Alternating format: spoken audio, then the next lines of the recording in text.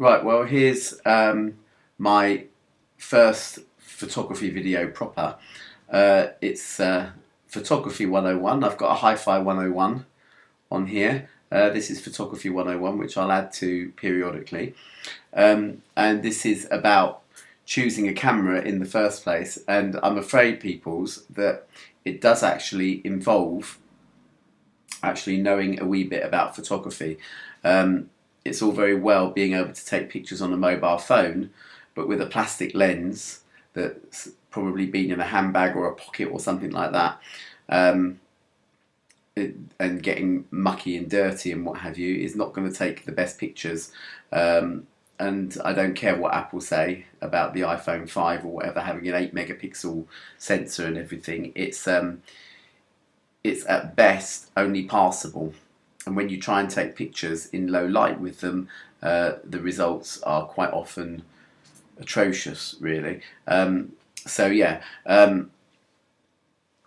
I'm going to explain just a little bit about the specifications of a camera which you should be wary of, okay? And the first thing that I'm going to talk about is this thing about megapixels. Okay, now it's very easy to think that you just compare the picture with the highest megapixels, or the camera, sorry, with the highest megapixels, and say, well, actually that's going to be a better camera. But it's not quite as straightforward as that. Now, the first digital camera I got was Pentax Optio, and it was many years ago now, at the beginning of the noughties. And it was a 3 megapixel camera. Now, in those days, that was just enough megapixels to make the subjects not look like they'd been sort of built out of Lego bricks.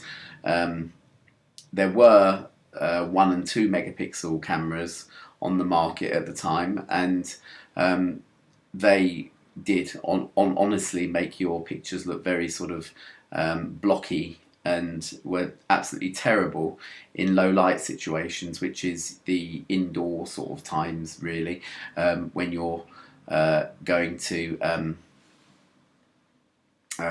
be relying on indoor light and that sort of thing, which can quite often make photographs look awful. I'm a great believer in being able to turn the flash off even inside, because flash just puts very unattractive shadows to the back of or behind, as it were, whatever it is you're photographing, and can quite often just look very horrific, really, and can quite often overexpose things as well.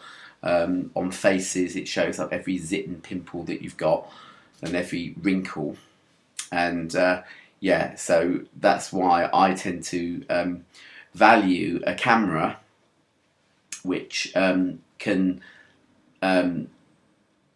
behave well in low light situations. So yeah, it's not quite then as simple as how many megapixels has it got, okay? And for why, we need to look back to the old days of film, because film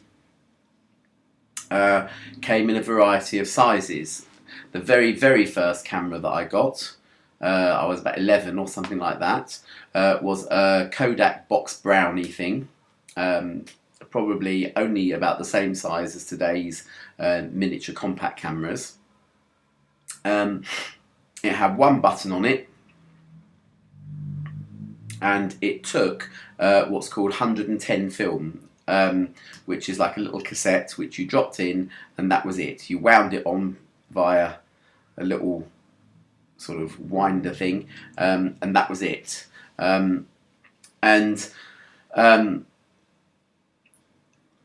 Really, in the days of the film, although that took passable pictures, in the film that people sort of most remember is 35mm film, okay, and that gave a much larger negative than my little 110 film. And it is that standard by which even now certain things about cameras are judged, and the main thing is what's called sensor size. Okay, and nowadays the sensor inside, which is the thing that the megapixels are on, as it were, is about the size in compact cameras of about my little fingernail. Okay, and in order to put those the megapixels on there, I'm being very, very sort of, I suppose, technically simple here, but in order to get those megapixels onto that camera, onto that sensor, beg your pardon, you've got to crowd a lot of them in. Okay, and the more that you put in, the more those sensors overlap, and so the light sensitive bits of them actually it gets sort of crowded out, as it were. Okay, so that produces what in digital terms is known as noise. I suppose it's the equivalent of old film grain, and the tinier the sensor and the more megapixels you cram onto it, the more amount of noise you get. Now, film grain, if you look at, you know, black and white photos of bands and that sort of thing that have gone on to, you know, classic albums and things like that, onto album covers, is actually quite attractive. But digital noise, which is the equivalent, is not attractive. And if you look at, you know, even, you know, some of my videos, the last one I put on there of Penny Lane and Strawberry Fields was filmed on an iPhone in very low light, and it really, you know, all those black areas of my record player had little red specks all over them, and that is noise, basically. It's pretty nasty stuff. Now, in order to compensate for that noise, cameras have to do some pretty sort of nifty sort of computing inside in order to process the film. And what they tend to do is use noise reduction algorithms, which then have the effect of, you know, perhaps reducing the noise, but also reducing the amount of detail in the photograph. Certainly, if you look at some, you know, perhaps pictures going back to my old Pentax thing, if I ever went outside and took any landscape photographs, any trees or bushes in the background looked like they were made out of tissue paper. That's in the far distance, and yeah, it again is not an attractive thing. All right, if you buy for a couple of £1,000 something like a Nikon D8, no, D800 it's called, sorry, the D800, it will have what's called a full frame sensor on it. That means that the sensor inside, rather than being the size of my little fingernail, is about the same size as a 35mm film. Okay, and that means then that you can then have lots of megapixels on there and not have digital noise, and therefore the algorithms used to sharpen the photos and things inside the camera, especially when you're using JPEGs, which are a file format which is compatible with just about anything, is very convenient. You can shoot in what's called RAW mode, where you do all the tweaking yourself and then turn it into a JPEG if you want to share it with someone. Yeah, all that detail is absolutely fantastic, beautifully crisp and that sort of thing. I was watching a video on YouTube and someone said, well, you could actually play Where's Wally with this photograph, because, you know, it was just so so beautifully sharp. And that's, you know, those sort of cameras are the ones that, you know, professional photographers shooting models and that sort of thing are going to use. So yeah, in the everyday camera that you buy, then you're not going to get a sensor that big. Now, in a modest DSLR, that means one with interchangeable lenses, then, you know, such as the Canon or the Nikon sort of ranges, then they've all got D in them somehow, and some of their model ranges are rather confusing. But their sensors will be called APS-C size. Now APS again was a film. It was brought out in the 90s, I think, in about the early 90s, and it gave the options of being able to switch to panoramic mode and that sort of thing. And again, the film was inside a cassette, so it was easy to load. Unlike even the automatic 35mm film, people were a bit wary of having to put the canister in and then pull the thing over and then turn it on and get it to forward wind. And like my old ordinary film SLR, you have to put the thing in manually, and it's really, really difficult to do. But the APS thing used a smaller negative. It's about 2/3 the size of a 35mm camera, and it gives, with digital things, again, you can have more megapixels on your sensor and have less chance of it crowding out. And I would say that probably somewhere around about 14 to 16 megapixels is probably a good, with today's algorithms and things that they use, is probably a good sort of way to start. The first DSLRs used the same size sensors with 6 megapixels on them and still gave very good results.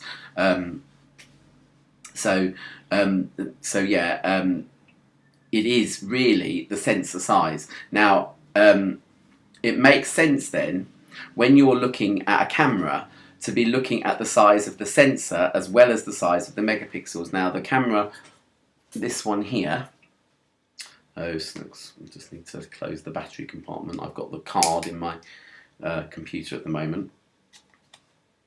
But this camera here has a slightly larger sensor than most compact cameras, and it has 10 megapixels, okay, which 10 megapixels was the average compact camera with a sensor the size of your little finger, known as the CCD sensor, and that was sort of average in the 90s. Nowadays, it's something like 14 megapixels is a standard.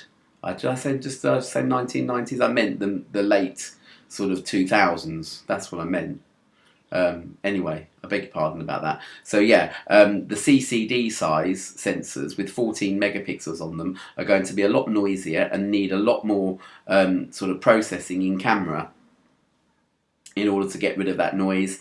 And again, in low light, they're not going to work too well. Okay, so this camera with its slightly larger sensor, with less megapixels on it to overcrowd, will actually let in more light so that you don't have to use as much flash.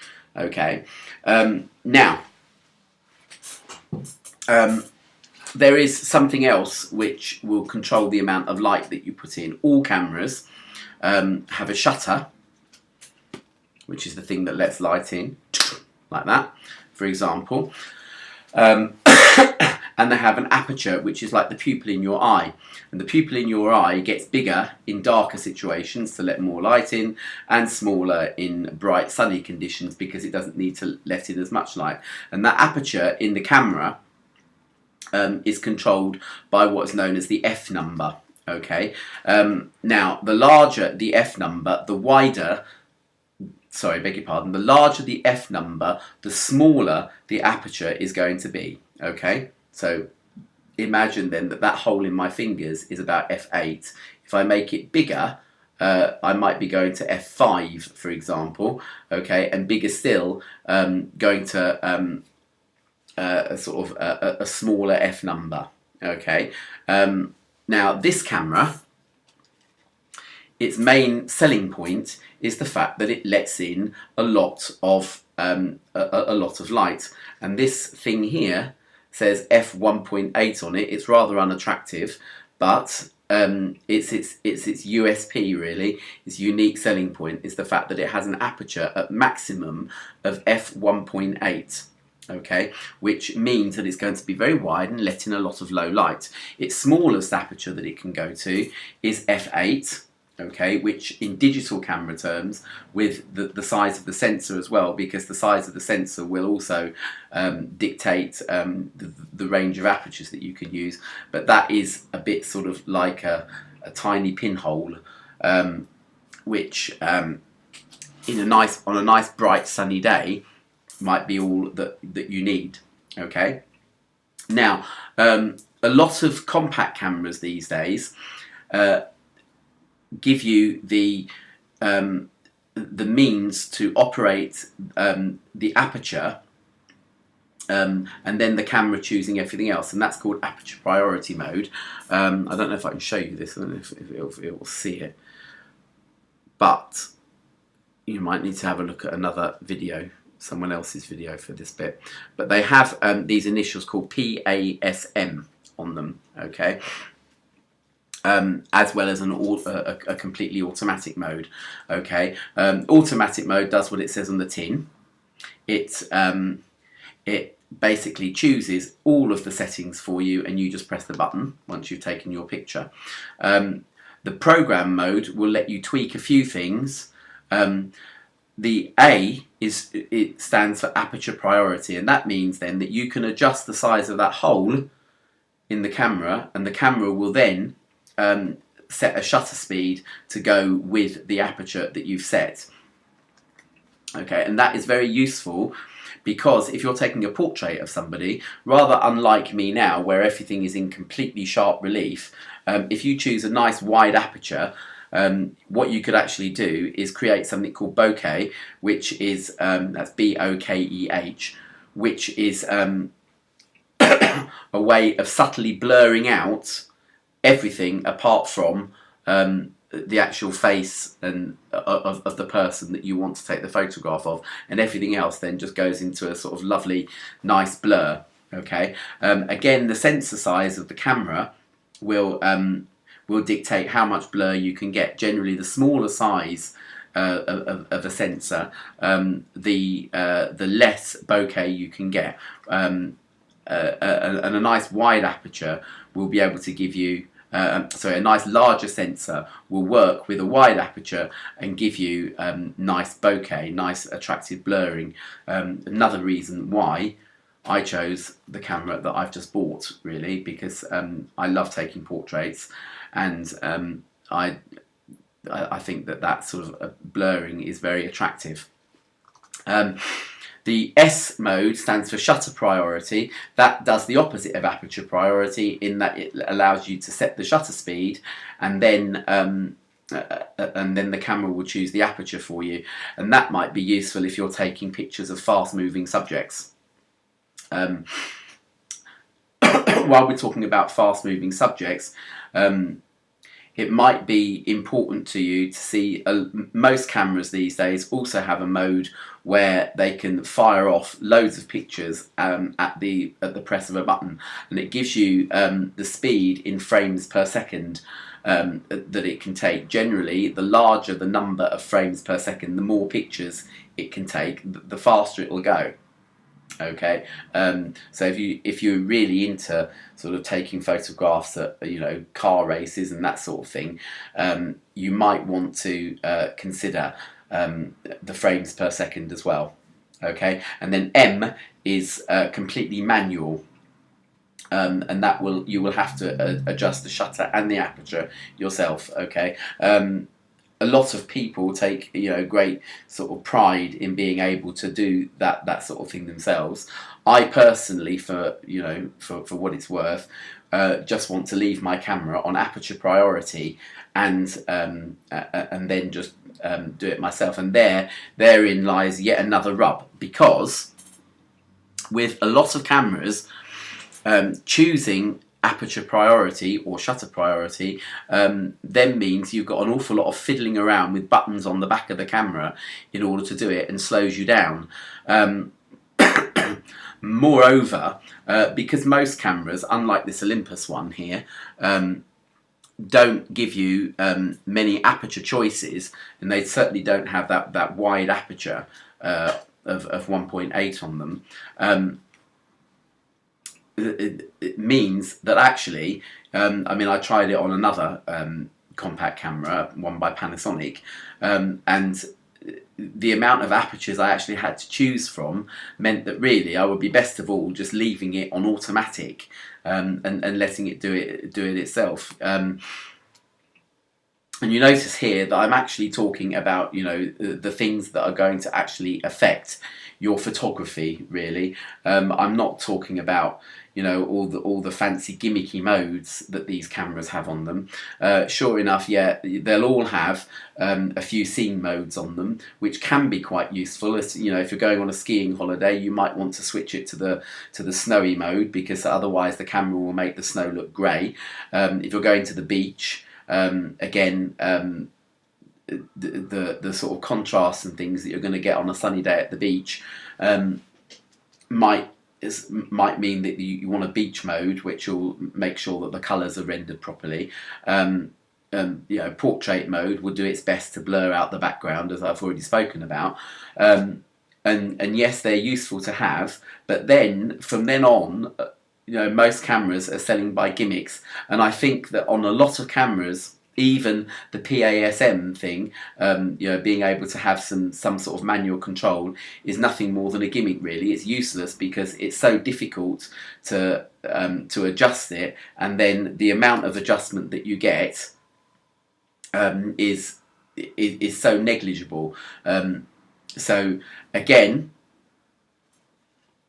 with this wee camera here, it actually gives you a nice easy way to adjust your settings. I will endeavour to show you. I don't know if I can. Alright, if I turn the camera on here, there's the on off button. Okay, now if I hold this up here, like that, now and pop it onto there, you can just about see. I apologise that it's going to be a bit strange because of it not being in focus or anything like that. But now, if I turn the ring on the front, which I showed in my last video, at the moment, that's not on Aperture Priority. I will pop it on Aperture Priority for you. Okay, so now if I turn this for you, okay, you can now see the menu coming up, and look at the amount of adjustment that you have to choose from. Okay, not only that, it's also giving you the shutter speed that it's choosing for each one. At the moment it's half a second, now it's a third of a second because it's dark in here, and also all it's seeing is my thumb, but now it's on a quarter of a second. And it also has something called Live Guide, which is actually telling you the picture that you're going to get with it. Okay, I suppose in sort of 35mm terms, it's something like almost like the equivalent of what's called depth of field preview. Depth of field is the amount that's actually in focus. So if you're taking a portrait with a blurry background, it's going to have a very shallow depth of field. If you're taking a lovely landscape where you want loads of stuff to be in focus, you're going to have you know, a large depth of field. Okay, and that sort of thing is being shown on the camera's screen as you're making the adjustments. Okay, so yeah, in terms of an actual usable camera to take photographs with, I believe that something like this is probably one of the best things. I mean, you can just hold it like that. You can just have that on the front there, and you can then take your photograph very quickly with absolutely no fuss and bother. Okay, and you're in control then of the settings and the amount of, you know, artistic degree of, you know, of actually taking a photograph. Okay, you're not just having the thing taken for you. It has got on it a few artistic modes as well, and again, I'm very skeptical of things like that, really. You know, yes, they'll do basically what Instagram does, Probably to a better degree. There are 6 art modes on this camera, and I'll end this video by showing you some of them. Now, I only just went outside my flat for a few minutes to take some photographs with this camera. There are... I'm not going to sort of, you know, totally gloss over everything and say that everything in the garden is lovely with this camera, because it actually isn't yet. Okay, I need to actually read the manual a little bit to actually find out some things. But although it's got a nice sort of bumpy bit here for your thumb, it doesn't really have very much in the way of grip. Okay, I don't like this strap because, as you can see, it's so small that my hand won't fit in it, so I might nick the strap off another camera and get a better strap. As I've mentioned already about the lens cap, okay, if you turn this on, then the lens cap, I was holding it up there, but the lens cap is likely to fall off. Okay, there is a case available for this, which will actually sort of attach to the camera and let you slide open this thing, so it might negate the need for a lens cap altogether. But yeah, focusing with it. Now, the focus is very fast. Okay, it will lock onto something in your photograph very quickly. Okay, now this is another thing that you might want to consider when you're buying a camera. Most of the SLR cameras I've had, including the E500, which was an Olympus DSLR, that have basically had 3 focus points arranged in a line in the middle of the screen. Okay, it was adequate. It was rather slow and led to some photographs, not all of them. I mean, I got used to it, but yeah, certainly some of the photographs that I took in the beginning with it were sort of very soft in focus. Okay, so generally speaking, the more focus points that you have on a camera, the better. But when I was outside just now trying to focus on some bluebells, it really was quite difficult to fudge the camera into actually picking the focus point that I wanted to pick on. And it's jolly good, really, that on the back, one of the things that you can do very quickly is select the focus point yourself, because and also you can put this into manual focus mode, and in manual focus mode you use this ring here to control the focus. So yeah, what else was I talking about? Oh yeah, I was talking about art modes, wasn't I? I have taken some photographs in the art modes just to show you what they're like. I'll put them at the end of this video. I like 1 or 2 of them. They're a little bit gimmicky, but they're better than I've seen on other cameras. In particular, I was rather disappointed with pictures on. I had another little compact camera which I'm going to use for work now, and certainly the black and white grain on it was very disappointing. It really was. It was more like noise and just very indistinct and unclear. It looks a little bit better on the Olympus camera. What else did I like? I quite liked, there's a dramatic scene mode, which is quite good if you've just got a boring sky, although it does obviously look like it's been tampered with. The one that I took is almost makes the sky part look like it was monochrome, and the rest of it taken in colour, so it obviously looks manipulated, but it's quite a pleasing effect nonetheless. I wasn't too fond of the pinhole mode, although perhaps I could have chosen the better subject for it. It might have also helped if I got my camera straight while I was taking the picture. So yeah, I'm now going to show you some pictures, and they're not fantastic pictures, as I say, because I only went outside for a few minutes and just sort of found something to take pictures of. So yeah, here endeth this video. I'm sorry it's been rather long and I've rambled a little bit. God, it's half an hour long, but hopefully it's given a lot of food for thought. Don't just, whatever you do, if you're choosing a camera, don't just go for the amount of megapixels it's got.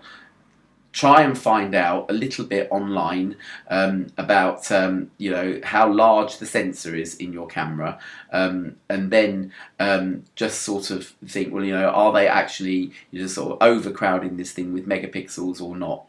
And I would say that actually, really, about 10 megapixels for a compact camera is probably about right. Okay, as I said, I've had some disappointing results with like 14 megapixel cameras, okay, with certainly compact ones. If you're buying a DSLR, you can afford to go up to about 14 or 16 megapixels, and even beyond.